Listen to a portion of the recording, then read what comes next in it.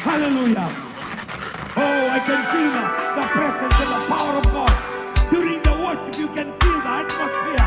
Why? Because there is no God like Jehovah. He comes down to his people. He sets the condition. He wants to visit our lives. He is concerned about our lives. And if you are sitting here, I don't know your name, or you come from a different denomination, it doesn't matter, because God is concerned about your life.